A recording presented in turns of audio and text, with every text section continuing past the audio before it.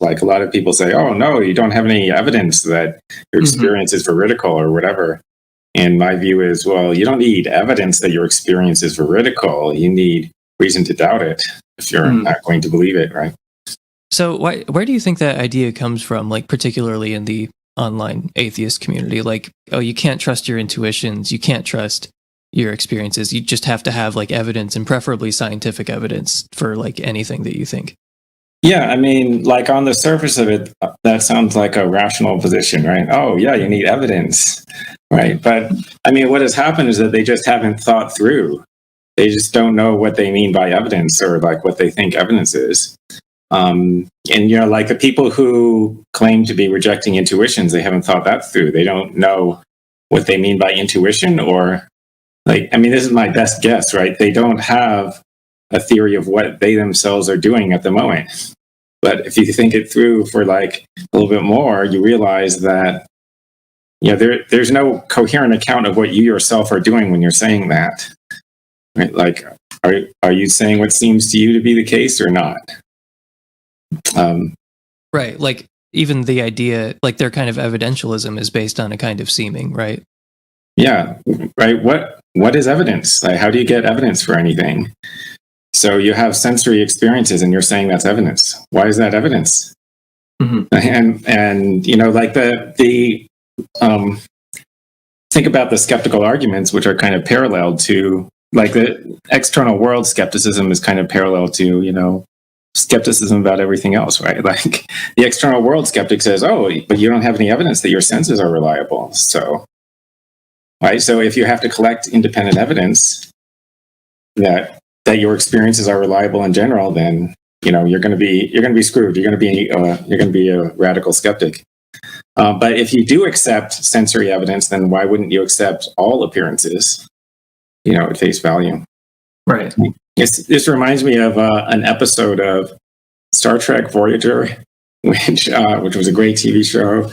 There's some time when the character Kess has developed like psychic powers or something, and mental telepathy.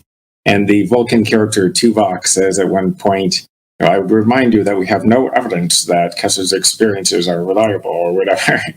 And I thought, well, you have no evidence that any experiences are reliable unless you're allowed to use your experiences, right, to support each other, to support themselves or to support each other. So there are these intellectual seemings, these intuitions, and they often lead us astray. So some people want to, like you mentioned, they're probably not thinking this all the way through, but they want to like reject the legitimacy of intuitions altogether, think they just like are irrelevant or don't really count very much. So, but our intuitions do often like mislead us, like with probability or physical science. So, science often leads us to these counterintuitive conclusions. So shouldn't that cast doubt on the trustworthiness of our intuitions? No. Well, yeah. So you can cast doubt on specific intuitions. I don't think you can cast doubt on intuition in general, such that like you would reject any and all intuitions. And I think the people who are saying that are badly confused. They're just pathetically confused, right? So, to try to bring out the confusion, right? Like, oh, okay, so I've heard that people have bad intuitions about probability, so don't listen to your intuitions about probability, right? Okay, and how do you know that those intuitions are bad? How can we show this? Okay, so let's think about this. So one of the errors that people are supposed to make is the conjunction fallacy. Like they've done these psychology studies where you can get a scenario in which somebody will judge a conjunction to be more probable than the first conjunct, and that is wrong. Mm-hmm. Okay, but wait, how do we know that that's wrong? How do you know that the probability of a conjunction is less than the probability of the first conjunct? Oh, we know that from probability theory. Like, yeah, okay, what about we know that from the Kolmogorov axioms of probability. Like you can deduce that the probability of a conjunction is less than or equal to, okay? How do we know the Kolmogorov axioms are true? Right? Like the person who's doing this experiment to say that people are bad at probabilistic reasoning is assuming that he himself can do probabilistic reasoning. How can he do that? Well, he can do that because he grasps the axioms like the Kolmogorov axioms of probability, which are self-evident. Guess what? That's an intuition. Yeah. You're appealing to intuitions. Yeah, I think some people really don't appreciate how much of our intellectual life is just based on intuition. Like you said, like these kind of, mathematical axioms or these like foundational mathematical truths. These things do just seem to like bottom out in like brute intuitions when it comes to like math or logic. Yeah. I mean, what's happening is just that there's a conflict between different appearances. So, like the people in the experiment will make this, stupid judgment about probability, about the probability of the conjunction. But, first of all, what's part of what's happening is that, these are like, they might be undergraduate students who are like getting some course credit for participating in this study or whatever. There's some people who they collected from a newspaper ad, offering to pay them $25 or some trivial thing like that. And so they do not care what the answer to your question is. They don't care. That's why they are not spending time trying to figure it out carefully. And that's part of why they're getting the wrong answer. Okay, but anyway, so this, casual guess that they made is in conflict with the self-evident axioms of probability. All right, so in some sense, the people are having an appearance, but they're having an appearance that's, way less serious than the appearance of the mathematician who's thinking about the correct axioms and deducing the theorems, right? So like when you have this conflict of appearances, you go with the one that seems more reliable. And like, that's what's happening.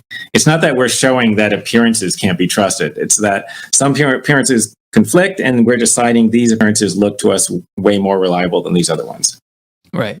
So when it comes to the misjudgment of probability, like you said, they might not even care because they're just like undergrads who are being paid to participate in this psych study. But like, ultimately this conflict between seemings is between, something that they're probably not even putting that much thought into. But, even if they were, it's just not as solid as this other seeming, which are just like the foundations of probability theory, which are way less controversial and seem way more trustworthy than these other things that are ultimately going to be based on those. So I mean, that was my next question, was just how do you adjudicate these conflicts between appearances? So like you said, it's just you just go with the one that seems less controversial. Or I mean, so in practice it will be complicated series of rules of thumb, right? So like if somebody spent more time thinking about something, they're probably more reliable. And the person who actually cares what the answer is probably more reliable than the person who doesn't care. And just like there will be there'll be some consistency conditions, right? Like, so the people who are being unreliable might contradict themselves periodically, right? And like you can think about whether the person is under the influence of conditions that might bias them. And so, there's some of these psychology studies about ways that people's judgments can be biased. So like you introduce conditions that seem irrelevant, that change the answers that people give to questions. And, what you're doing is just like producing biases, like you're just like making their cognition less reliable. Like it's not super surprising that it's possible to do that, to trick people or mess them up or whatever. But anyway, so that doesn't mean that you shouldn't trust any judgments. That means that you should trust the judgments where that didn't happen more than the ones where it did. Like we can figure out what some of the biasing conditions are, and then we can try to avoid those conditions. Right. Okay. So that's how you, you keep anticipating my next question here. So I was going to say like, okay, how do we like handle conflicts between appearances in our own minds? But, also how do we handle conflicts between appearances, like between people who are saying like, it seems to me that X, and then someone else says it seems to me that Y, and these things are not reconcilable. So how do two phenomenal conservatives handle that situation? Yeah. So like another thing is, well, sometimes some appearances are stronger than others. So very frequently in philosophy, you find a conflict among multiple premises that seem plausible, and jointly they generate a contradiction. So you try to take the one that you think is least plausible and try to figure out how you can give that up. But also sometimes you have like an error theory. You have a theory about why your intuition about something might be mistaken. And so that could give you reason for giving up that one rather than one of the ones where you don't have an explanation of why it would be mistaken. And you can do this for conflicts between different people as well, although it's more difficult because both parties are inclined to insist that the other one is the one who's biased, right? But, it's definitely not like phenomenal conservatism is not like this conversation stopper where it's like, well, it seems to me to be the case. Well, this seems to me to be the case. And then that's just like the end of the conversation. It tends to be like that, like kicks things off. And then you kind of interrogate these appearances and, sort of go through this process that you sketched out. Yeah. And, I would like to suggest that, well, the way that we should proceed, according to phenomenal conservatism, is the way that we normally do proceed. Right? It's not that, I don't recommend that you just go, seems to me that P, okay, let's go home now. Well, there are conflicting appearances, and then people start talking about them. Like you try to cite other appearances. You look for a case where you agree and see if you can reason from the cases where you agree to the cases where you disagree. But basically everything that we actually do in philosophy, right, it makes sense on phenomenal conservatism. Everything that we actually do has to do with relying on the way different things seem to us, right? Different things that seem true to us, and just sort of like trying to find the most coherent overall story the story that fits best with the overall set of appearances, and gives up the ones that have to be given up, but doesn't give up more than you have to give up. That was the first thing that jumped out to me when I was reading that paper initially. It was just like, okay, well, regardless of like the normative claims, like this is like accurate. Like it's not, like you said, it's not like you're suggesting that we like all change the way that we're doing things. It's like, no, this is how we do them already. There's just people who don't realize that this is how we do them. So it's like, but yeah, that's because seemings, I think, are just kind of the water that we swim in. They're always present, and they're always like subtly and sometimes imperceptibly like guiding our philosophical and scientific inquiry. Yeah, I think that you like make a good case that like, and that's okay. That's maybe how it should be. Yeah, I mean, what is the alternative view, right? What's the alternative to we're relying on the way things seem to us? Like you're going to start from premises that seem false to you, or premises that don't strike you as either true or false. You're just going to like randomly pick some things. It's like when you think about it. Yeah, all of the way that you form beliefs has to do with the way things seem, unless you're doing something blatantly irrational, like maybe forming beliefs based upon what you want to be the case. So that would be an alternative to forming beliefs based on what seems to be the case, but it's obviously irrational. And this leads to, one of my favorite argument for phenomenal conservatism, right? Once you realize that this is how you actually form beliefs, then even the people who are denying phenomenal conservatism are, denying it based upon their appearances, right? Mm-hmm. The way things seem to them. Well, phenomenal conservatism didn't seem true to them, and some other things seem true to them, okay? And so it's going to turn out that, on their view, they shouldn't hold their view. Right. Yeah, no, I like that argument. It's just the argument that all non-PC theories are ultimately self-defeating. Could you sketch out that in a little more detail, just why that is the case? Yeah, like most philosophers don't like this argument, but I like it. So, it starts with the premise that the way that people actually form beliefs, when they're truth directed, like they're not doing wishful thinking or some obviously irrational thing like that. The way they're forming beliefs is based on how things seem to them. And then there's this other premise that for a belief to be justified, the actual basis of the belief has to be a source of justification. As you have to have believed it for the right reasons, believed it on the basis of something that provides justification for the thing.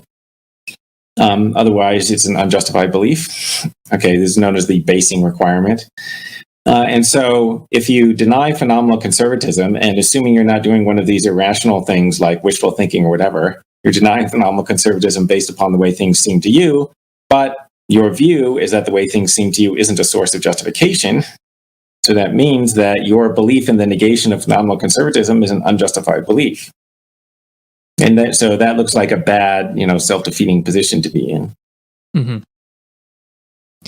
See, I mean, in some sense, I'm a bad interviewer here because you just keep, mentioning things like that, and I'm just like, yep, Yeah. that seems right.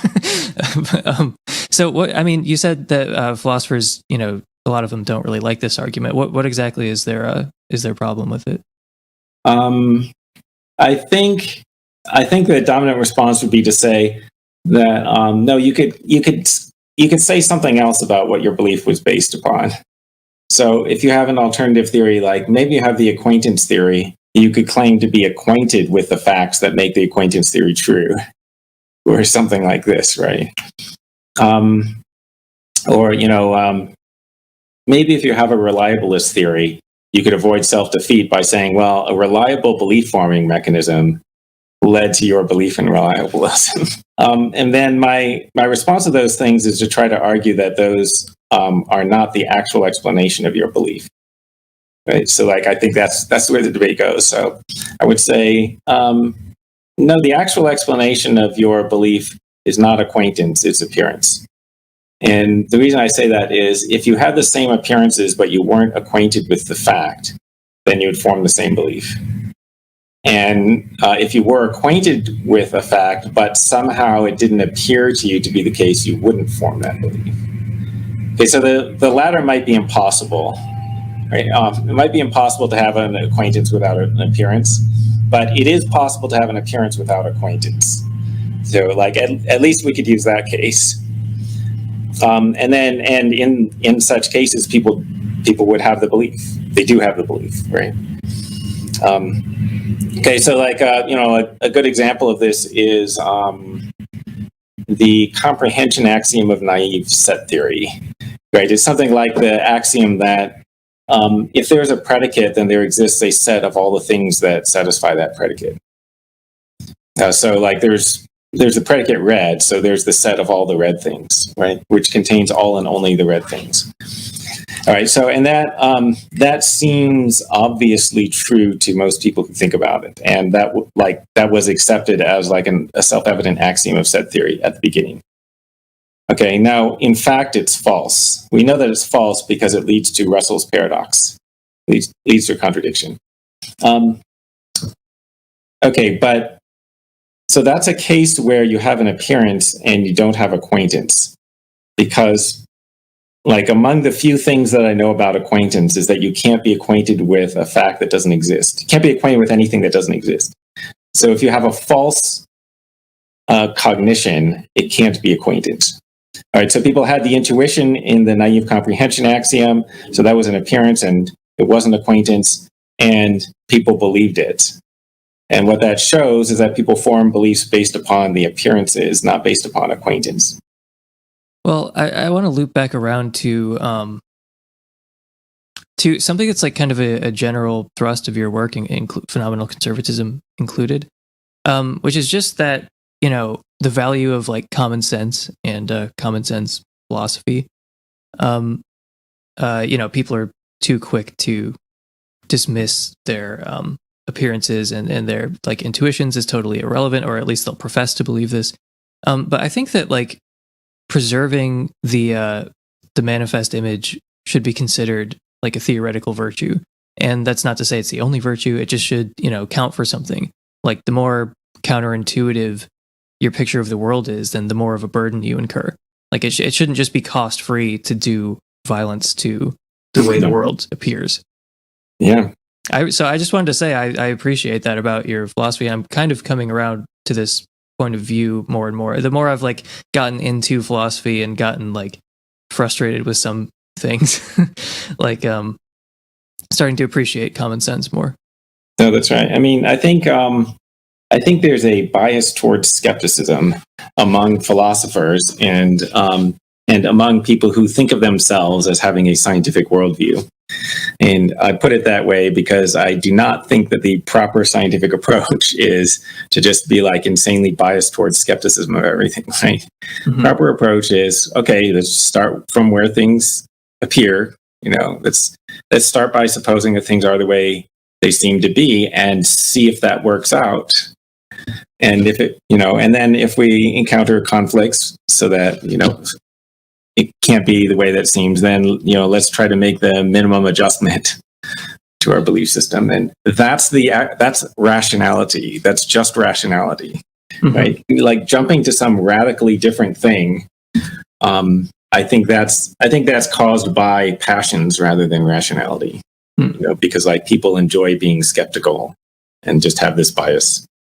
Yeah, there does seem to be like, it's not just that they have that kind of bias in favor of skepticism, but they almost like revel in it. Like they revel in just like rejecting common sense and like intuitions. And, at the end of it, they're just like, I don't exist, things don't exist, nothing exists. And it's just like, well, that can't be right. Consciousness doesn't exist. It's like, you've gone too far. Yeah, it's fun. It's fun to deny common sense. And then like you feel like you kind of feel superior to the ordinary normal people who believe in the real world and whatever. We mentioned like the idea that I don't exist. So very few people think that. But like Peter Unger is the one person I know who's argued that he doesn't exist.